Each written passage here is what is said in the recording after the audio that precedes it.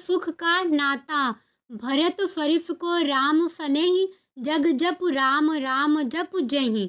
राधे राधे मित्रों, नारायण शास्त्रों में दरिद्रता को दुख कहा गया है, लेकिन धन को सुख नहीं। धन कभी सुख नहीं दे सकता। धन के साथ जब संतोष बढ़ता है तब आदमी सुखी होता है। धन इच्छाओं को भड़काकर असंतोष बढ़ाता है। असंतोष दुख का मूल है। सुखी होने के लिए संतोष चाहिए, लेकिन संतोष मिलना आसान नहीं है।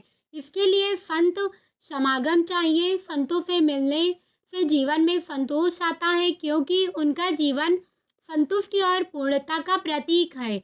जीवन में अभाव हो तो आदमी कोई भला काम नहीं कर सकता। भूखे भजन न होई गोपाला, इसलिए कहा गया है, अभाव में रहने वाला आदमी जीवन का अर्थ नहीं समझता, बड़े बड़े मूल्यों आदर्शों पर ध्यान नहीं दे पाता। स्वामी विवेकानंद कहा करते थे कि भूखे को वेद की शिक्षा नहीं, रोटी देनी ही सबसे बड़ा धर्म है। आदमी का पेट भरा हो तब उसमें भले काम करने की इच्छा जागती है, तब वह विचार करने की स्थिति में होता है।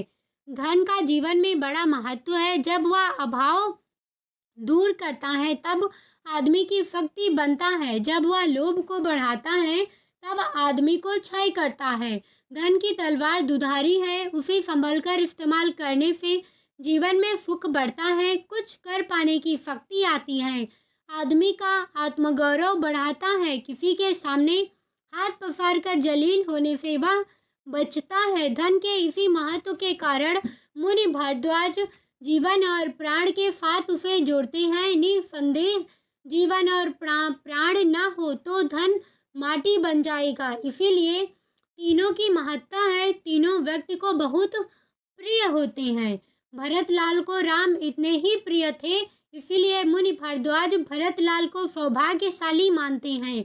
जो धन प्राण और जीवन से अधिक प्रभु को माने, उसे महिमा में कौन छू सकता है।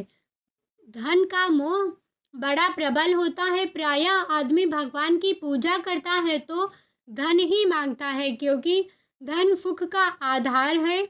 हर कोई सुख चाहता है। ऐसे विरल होंगे जो भगवान से भगवान को मांगते हों। यदि भगवान स्वयं आकर वर मांगेंगे तो कहें तो इस संसार में शायद ही कोई कहे कि हे प्रभु, मुझे आप अपने चरणों की भक्ति दीजिए।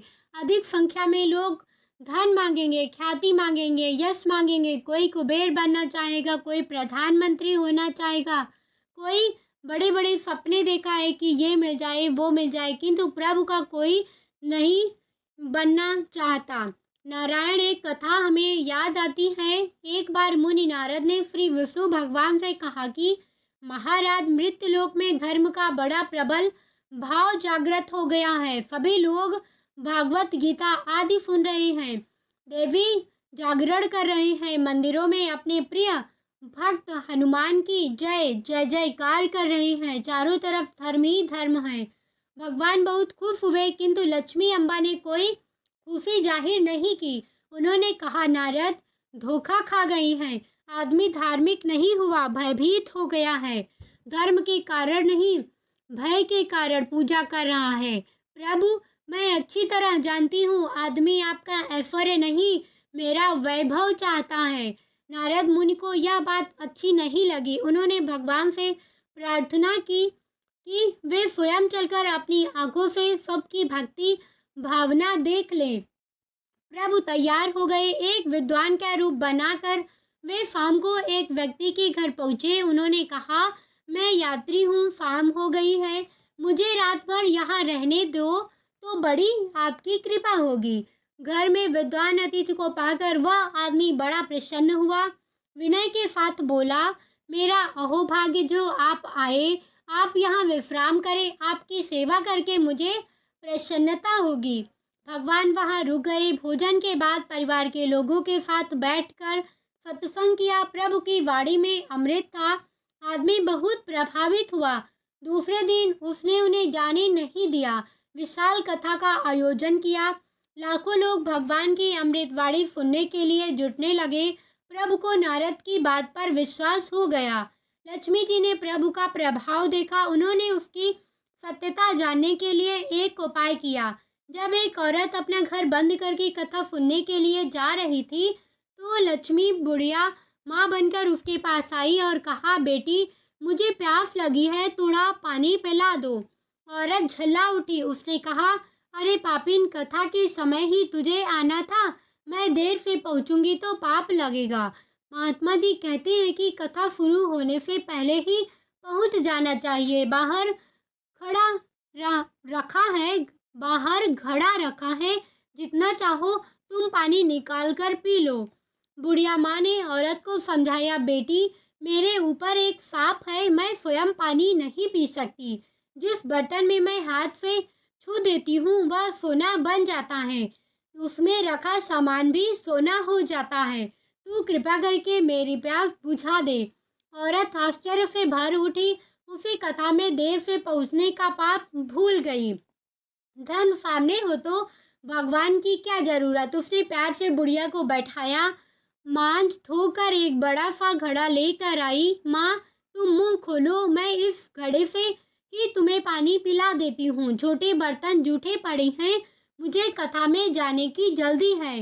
बुढ़िया माँ ने मुंह खोल दिया और औरत पानी पिलाने में नहीं, बुढ़िया से घड़े को छुआने में रुचि रखती थी। पानी पिलाते पिलाते उसने हाथ से घड़ा छोड़ दिया। घबरा कर बुढ़िया माँ ने उसे अपने हाथों से पकड़ा। चमत्कार घटित हो गया। घड़ा सोना बन गया, पानी भी सोना हो गया। औरत का घड़ा गिर जाने के लिए झूठ मूठ की क्षमा मांगने लगी। बुढ़िया माँ ने कहा, कोई बात नहीं बेटी, जा तू कथा सुन आ। औरत ने बुढ़िया को आराम करने का सब प्रबंध कर दिया। बाहर से घर में ताला बंद कर दिया। वह कथा में चली गई और महिलाएं पूछने लगी, तू हमेशा कथा शुरू होने से पहले आती थी, आज देरी कैसे हुई। औरत ने सब कहानी बता दी। उसके आसपास बैठी सभी औरतें कथा के बाद उसके घर की ओर दौड़ी। बुढ़िया माँ को अपना बर्तन छुआने लगी। बुढ़िया माँ ने कहा, मैं चमत्कार तब कर पाती हूँ जब कथा चल रही हो। कल कथा के समय आना। दूसरे दिन औरतें कथा से गायब थी। भगवान को आश्चर्य हुआ। उन्होंने सुन रखा था कि औरतें पुरुषों से अधिक धार्मिक होती हैं, लेकिन उन्हें इस बात का पता नहीं था कि धर्म और स्वर्ण में यदि किसी एक को चुनना हो तो स्त्रियां स्वर्ण को चुनती हैं। कथा में तीसरे दिन पुरुष भी गायब थे। सभी की पत्नियों ने उनके ऊपर घर के सारे बर्तन लाद दिए थे, जिससे बुढ़िया माँ से छुआ कर उन्हें स्वर्ण बनाया जा सके। पत्नी सेवा छोड़कर कौन पति धर्म सेवा करने को हिम्मत कर सकेगा। भगवान जिसके घर में थे, केवल वही कथा सुन रहा था। चौथे दिन उसने भी प्रभु से आकर निवेदन किया, महाराज आज आप अकेले ही कथा शुरू करें, मैं अभी 10-15 मिनट में आता हूँ। भगवान कुछ पूछ नहीं सके, केवल उस आदमी को देखते ही रहे। वह सिर पर बर्तनों की गठरी लादे अपनी पत्नी के साथ कहीं जा रहा था। भगवान ने समझा दाल में कुछ काला है। उन्होंने ध्यान करके देखा तो सारी बात उनकी समझ में आई। अपने भक्त के लौटने पर उन्होंने उसे डांटा, गुस्सा किया। धन के लिए तुमने धर्म छोड़ दिया, परलोक का सुख छोड़ दिया। डांट सुनकर भक्त बिगड़ पड़ा। आप इतने दिन से कथा कह रहे हो, मुझे क्या मिला? कथा के इंतजाम में मैंने हजारों रुपए खर्च किए, आप केवल परलोक के सुख की बात करते हैं। उसकी क्या गारंटी? पता नहीं परलोक है भी या नहीं, आप ही उसका सुख लें। हमारे लिए तो यह बुढ़िया माँ ही भली है, जो हमें धन देती है, सुखी बनाती है। अब आप अपना डेरा डंडा यहाँ से उठाइए, बुढ़िया माई यहाँ रहेगी। भगवान का भ्रम टूट गया।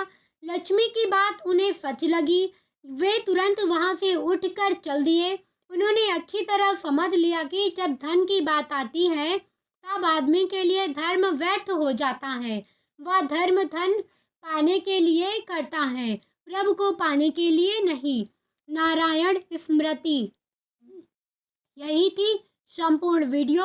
ऐसी वीडियो देखने के लिए वीडियो को लाइक, चैनल को सब्सक्राइब करके कमेंट में भगवान विष्णु और माता लक्ष्मी की जय जरूर लिखना। धन्यवाद।